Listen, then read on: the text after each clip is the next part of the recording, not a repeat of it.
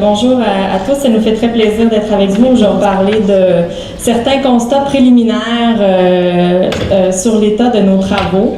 Donc, vous voyez déjà à l'écran une photo qui met la table et qui représente bien, à notre sens, l'entente de façade entre le droit atikamekw et le droit étatique, qui dénote aussi l'incompréhension et les divergences. Je débute en vous présentant notre équipe de recherche qui est donc au niveau de la direction scientifique, le partenaire, le Conseil de la Nation atikamekw, Christian Coucou, directeur des services culturels au CNA et chercheur, Anne Fournier, avocate, Mylène Jacou, ma collègue, et moi-même, ainsi que nos 4 étudiantes qui sont toutes ici aujourd'hui. Je les salue. Geneviève, Marie-André, Marie-Claude et Isabelle, dont les travaux de recherche seront soit présentés dans le cadre du colloque Jeunes chercheurs ou on en fera état un petit peu plus tard. Alors, pour mettre la table, donner un petit peu de contexte sur le projet de recherche, je pense qu'il est utile de revenir à la colonisation et au contexte canadien de colonisation et à la mise en place et l'adoption de politiques coloniales qui visaient la mise en tutelle et l'assimilation des peuples autochtones. Certaines de ces politiques, dont la politique des pensionnats des écoles résidentielles, qui a duré plus de 100 ans au Canada et qui a été qualifiée récemment par la Commission Vérité et Réconciliation de véritable génocide culturel, ont eu en particulier 2 conséquences qu'il vaut la peine de souligner ici. Donc, la première conséquence, c'est cela a engendré des problèmes sociaux très importants. Donc, au premier chef, une dépendance de la pauvreté, mais également des problèmes sociaux de violence, d'abus et de négligence, donc qui sont liés aux conditions socio-économiques, notamment dans les communautés. L'autre conséquence de ces politiques coloniales, c'est également la rupture profonde dans la transmission de la culture, mais également des traditions juridiques atikamekw en particulier. Ce qui fait en sorte que dans les sujets, dans les domaines qui intéressent notre projet de recherche, la violence conjugale et la protection des enfants, la protection de la jeunesse, c'est l'État canadien, l'État québécois qui est intervenu le plus souvent dans le passé. Or, on a évidemment constaté que l'État ne réglait en rien les problèmes sociaux, au contraire, ne faisait que les aggraver. Que la communauté, la nation atikamekw s'est mobilisée et a voulu donc se réapproprier ses traditions juridiques et son système de droit. L'objectif principal poursuivi par notre projet de recherche, c'est donc de renforcer la gouvernance atikamekw, en particulier dans 2 domaines. D'abord, en soutenant et en renforçant un modèle atikamekw de prise en charge des problèmes liés à la protection de la jeunesse. Alors, au début des années 2000, la nation atikamekw s'est dotée d'un système atikamekw d'intervention en matière de protection de la jeunesse, un système qui leur est propre et qui résultait d'un vaste consensus dans les communautés, une politique sociale qui avait été adoptée à la fin des années 90.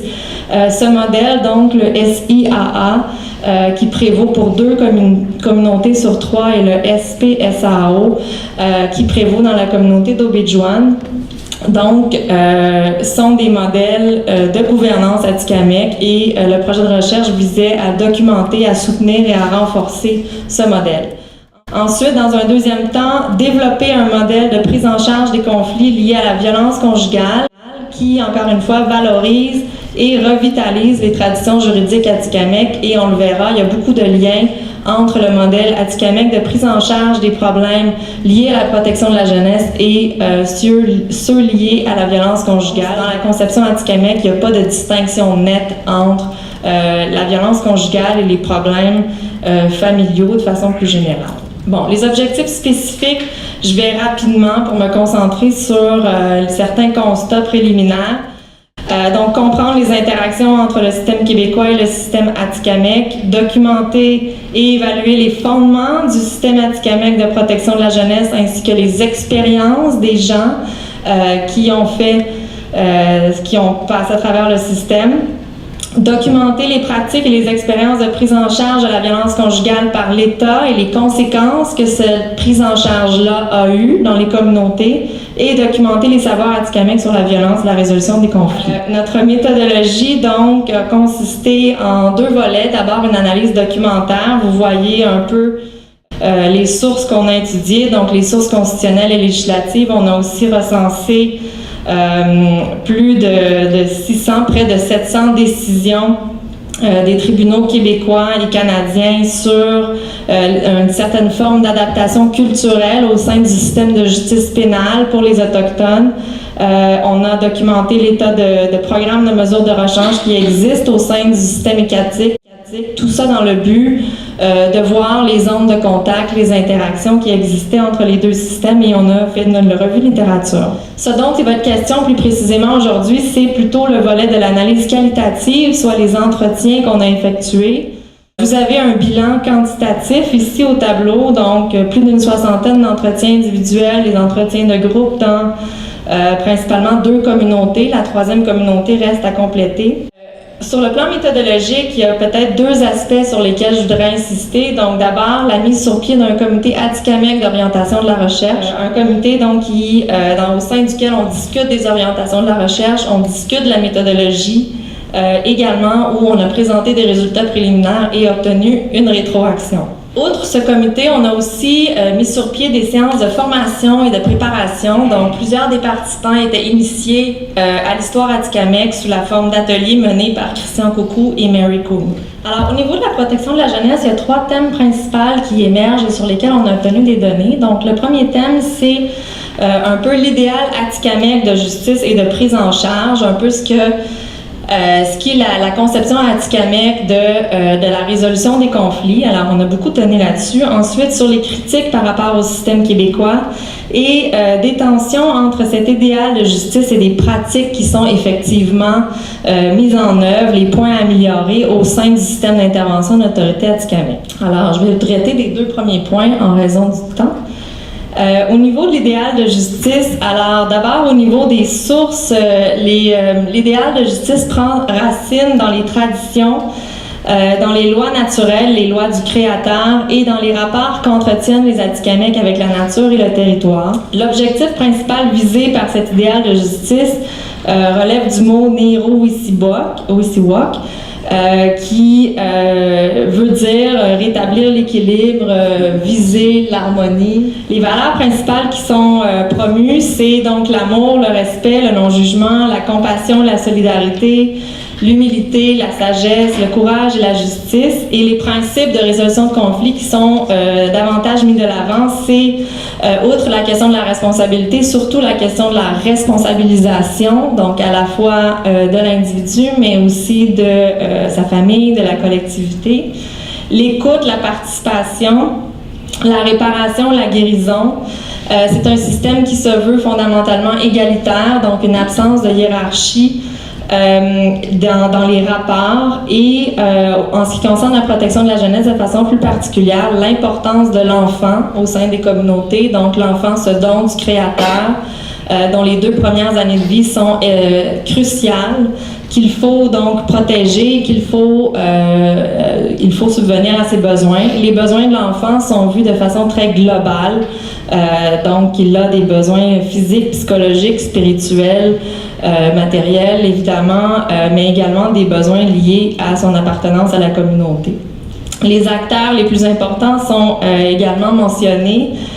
Au niveau des processus, le temps, l'espace, l'introspection et la langue. Donc, c'est important que tout ça se fasse en atikamekw, premièrement, au niveau de la langue. Le temps, il faut que les choses prennent le temps. Ça prend du temps à entamer un processus de prise de conscience des problèmes, mais aussi de recherche des solutions. Et aussi l'espace, donc il faut sortir des bureaux. Les divergences avec le système québécois, donc clairement le système québécois est vu comme le système du colonisateur, le prolongement des pensionnats, un système qui cultive l'humiliation, la honte, l'incompréhension culturelle, un système qui ne s'intéresse pas aux causes profondes des conflits, qui met l'accent sur l'individu et l'enfant séparé de sa famille en particulier, et dont le temps, l'espace et la langue sont étrangères aux Atikamekw. Bon, alors écoutez, le temps file. Alors, moi, je vais développer le deuxième volet, mais évidemment très rapidement. Comme Marie-Ève l'a mentionné, c'est vraiment des résultats préliminaires. Donc, le deuxième volet touchait la conception de la violence conjugale et essayer d'identifier aussi les pratiques de prise en charge entourant ça. Donc, vraiment, ça c'est juste pour donner une petite idée parce qu'on ne peut pas vraiment en discuter. La question de la violence qu'on appelle conjugale ou familiale, elle est récurrente dans tous les entretiens, les rencontres qu'on a faites jusqu'à présent. Et il y a 4 thématiques centrales qui ressortent si on fait l'analyse des récits. C'est de faire état de la violence dans la société traditionnelle atikamekw. Le thème aussi récurrent de l'origine de la violence, les conceptions, les conséquences et les conceptions de l'intervention. Par exemple, cette thématique de la violence, alors on le voit, les 4 thèmes centraux. Sur la société traditionnelle, ce qui ressort des récits, c'est qu'on nous fait état de l'existence de violence dans les sociétés traditionnelles atikamekw, mais une violence qui se vivait très différemment, qui était un mode de survie. D'autres interlocuteurs vont nous dire que de toute façon, si elle existait, elle était prise en charge et bien régulée, elle n'était pas tolérée, mais elle était régulée au sein de la société. D'autres vont nous dire qu'elle était par contre cachée. Parfois des diversités de points de vue par rapport à ça. Sur l'origine de la violence, en fait, tous font état vraiment de l'origine liée ou une transformation du type de violence qui n'est plus utilisé comme mode de survie, mais qui émane carrément du colonialisme. Donc, on fait état de la loi sur les Indiens, l'alcool, les pensionnats. Mais ce qui ressort de façon récurrente, c'est que ce colonialisme-là a engendré un trauma intergénérationnel sur les conceptions et les conséquences de la violence, ce qui fait en sorte que, à partir des récits, on a été capable de voir que c'est comme s'il y avait une espèce de double transmission qui se passe, c'est-à-dire que le premier type de transmission de la violence, c'est qu'en tant que victime de ce trauma intergénérationnel, on peut passer de victime à agresseur, qu'il y a une dynamique, une réciprocité qui se joue. Premier type de transmission, puis la deuxième, c'est effectivement une intégration de ce schéma-là, donc une transmission de génération à génération à génération. On fait état aussi de l'importance de concevoir la violence et ses conséquences comme une dynamique entre hommes et femmes. On fait état aussi que c'est pas du tout le même cycle, il n'y a pas une même construction de ce cycle de la violence et du fait que ces souffrances-là sont à la fois, d'ailleurs, c'est vécu comme une souffrance. On fait rarement état d'une infraction ou d'un délit, mais on parle vraiment de souffrance que et hommes et femmes dans cette dynamique et la famille et la communauté vont ressentir.